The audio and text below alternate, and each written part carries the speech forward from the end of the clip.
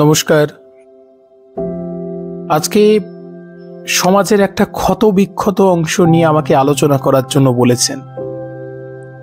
বলছেন স্ত্রী যদি পরকীয়া করে স্বামীর কি করা উচিত। এখন প্রথম প্রশ্ন, এই শব্দটা নিয়ে আমার আপত্তি আছে যে স্ত্রী পরকীয়া করছে সে সত্যি স্ত্রী কিনা বা স্ত্রী হওয়ার যোগ্য কিনা।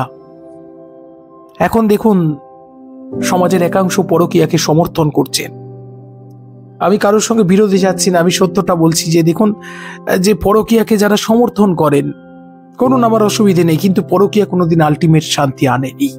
দুটো জীবনকেই ছাড়খাড় করে দিয়েছে, এমনকি সন্তানাদি থাকলে তাদের জীবনটাকে নষ্ট করে দিয়েছে।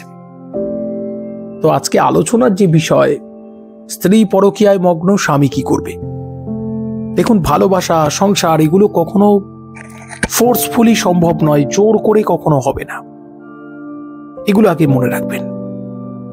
আগে প্রথম কি করতে হবে, আমার কাছে জলপাইগুড়ি থেকে একজন দর্শক বন্ধু তিনি বলছিলেন যে তার স্ত্রী তার 9 মাসের একটি বাচ্চাকে ঘরে রেখে দিয়ে, যে এখনো স্তনদুগ্ধ পান করে এমন একটা বাচ্চাকে ঘরে রেখে দিয়ে পরপুরুষের সঙ্গে তিনি ঘর পেতেছেন। বারবার ফোন করে বলছেন, আমি বাচ্চাটাকে রাখতে পারছি না, বাচ্চাটার কিছু একটা হয়ে যাবে, তুমি ফিরে এসো। আচ্ছা, তোমার এই খারাপ সম্পর্ক আমি মেনে নেব, তুমি ফিরে এসো। স্ত্রী উত্তর দিচ্ছেন যে তোমার সন্তান তুমি বোঝো। তাহলে মানুষ কি আর মানুষ আছে? মানুষ গেছে পশুর কাছে।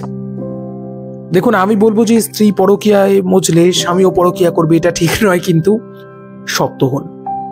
দরকার নেই, দুষ্ট গরুর চেয়ে শূন্য গোয়াল ভালো। বলবো প্রয়োজনে দূরে থাকতে হবে, প্রয়োজনে সম্পর্কে ছেদ আনতে হবে। স্ত্রী পরকীয়ায় মজলে প্রথম হচ্ছে, দেখুন, প্রথমেই সম্পর্ক ভাঙার কথা তো আমাদের সংস্কার বলে না। চেষ্টা করুন তাকে বোঝানো, যদি সম্বিত ফেরে, আর যদি ফিরলো, আর যাদের সত্যিই চরিত্রের প্রবলেম আছে তাদের হাজার চেষ্টা করলেও সম্বিত ফিরবে না। সেক্ষেত্রে যদি তোর ডাক শুনে কেউ না আসে, একলা চলো রে, তাকে বাদ দিয়ে জীবনটাকে গুছিয়ে নেওয়া। দুঃখ পাওয়া নয়। স্বামী পরকীয়া করছেন, স্ত্রী কেঁদে কেঁদে মরছেন না, স্বামী তো তাকে ছাড়াও বেশ ভালো আছেন। স্ত্রী পরকীয়ায় মগ্ন, স্বামী একদম দুঃখ পাবেন না। আমি বলবো একদম দুঃখ পাবেন না। আপনার জীবন আনন্দে কাটান। জীবনে ঝড় আসতেই পারে, আপনার বাড়ি ঘর একটা ভূমিকম্পে ভেঙে পড়তেও পারে, আবার নতুন করে শুরু হবে, তাই না? প্রত্যেকে ভালো থাকুন, আনন্দে থাকুন, হাসি মুখ নিয়ে থাকুন, এটুকুই বলবো।